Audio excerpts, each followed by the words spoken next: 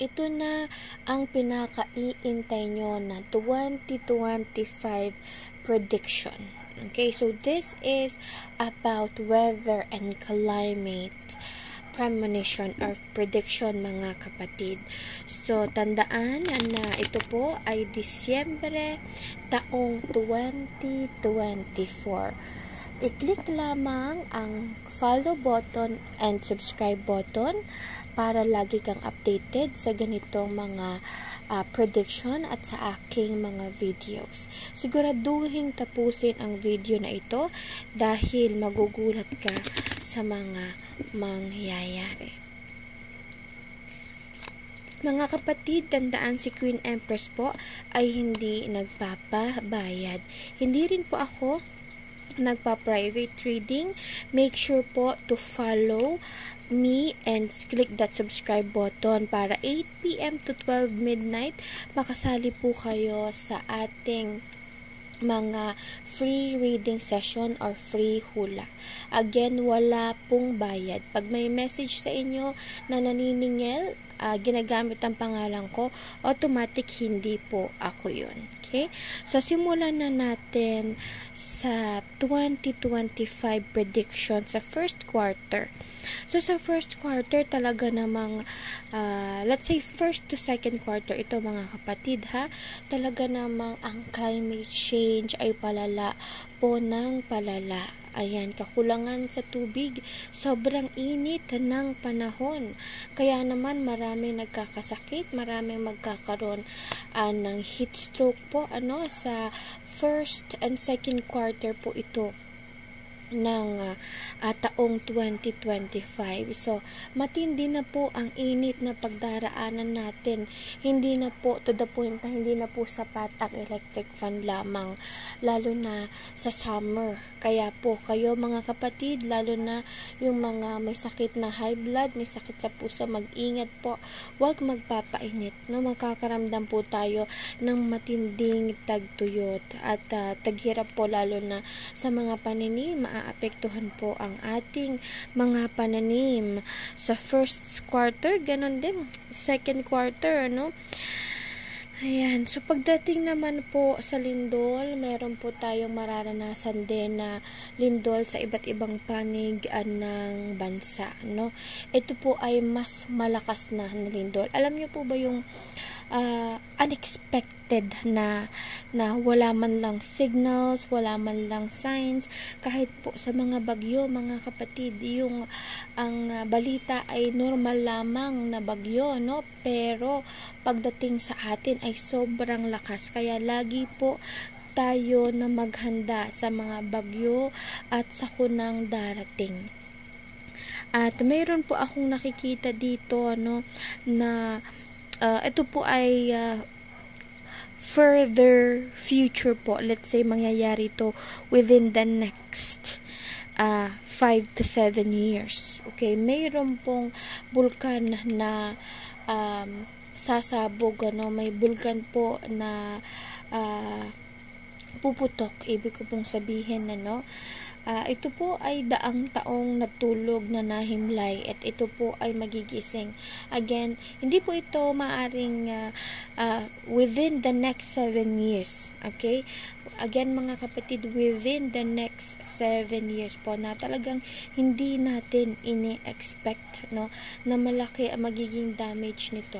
Okay? So, balik tayo sa 2025 at ito nga ang problema natin, sa tag-ulan, sobrang lakas ng hangin, bagyo na talaga namang papalakas ang bagyo, At kapag naman sa tagtuyot, sobra naman po na walang tubig. Ay, ibang klase na po ang baha, mga kapatid, ng 2025, kumbaga yung mga lugar na hindi naman dating binabaha, ngayon ay babahain ng 2025. Kaya naman po sa mga gobyerno na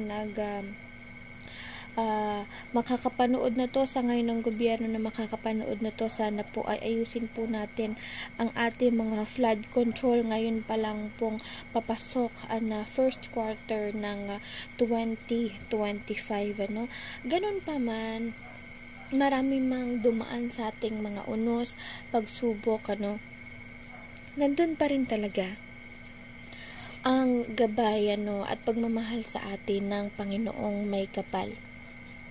Hindi pa rin niya tayo papabayaan at malalampasan pa rin natin yung mga unos. May mga ibang bansa, taga-ibang bansa na tutulong na magbibigay ng donasyon sa atin at hindi pa rin mawawala ang pagtutulungan ng bawat Pilipino sa mga taong nasasalanta ng bagyo, So, napakaganda at the end of the day, ganun pa man na mas malala na ang magiging bagyo at sakuna ng 2025 compared po sa 2023 at 2024, ay hindi pa rin nawawala ang pagiging Pilipino natin na talaga namang tayo ay nagtutulungan.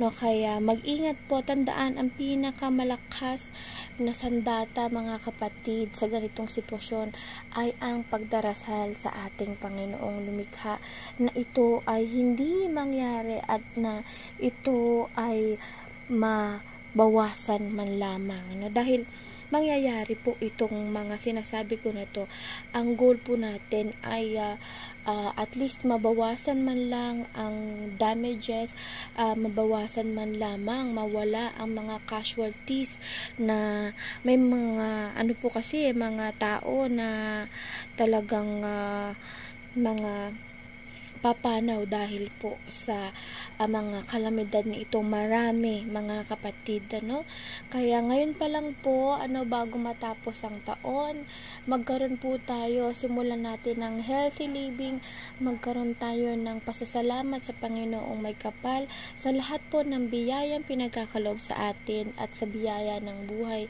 na mayroon po tayo, dahil hindi naman po lahat ay nagigising araw-araw, di po ba? Kaya magpasalamat po tayo. Be grateful. Let's start with a grateful heart. Okay? At kung subok nyo na po ang aking reading na talaga namang legit, congratulations sa mga nakapasa sa board exam, Nakita nyo naman po siya, Nagpasalamat siya dahil subok na subok po niya yung ating manifestation, subok na subok po nila. Hindi lang po 4, 5, 6 mga kapatid ang tulungan ni Queen Empress to manifest and for them to have guidance na sila ay pumasa sa board exam. Congratulations din po sa mga nanalo sa loto at nanalo sa wedding, using the spells that we have, pumasok lang po kayo sa ating live, Congratulations sa lahat, and join my live 8 p.m. to 3 a.m. Mondays to Friday po until 12 midnight, and then Saturdays and Sundays 8 p.m. to 3 a.m. para makakuha po kayo ng inyong mga lucky number. Okay? Click the star button and subscribe button for free readings po. Tandaan, never magpapabayad si Queen Empress. Maraming salamat po.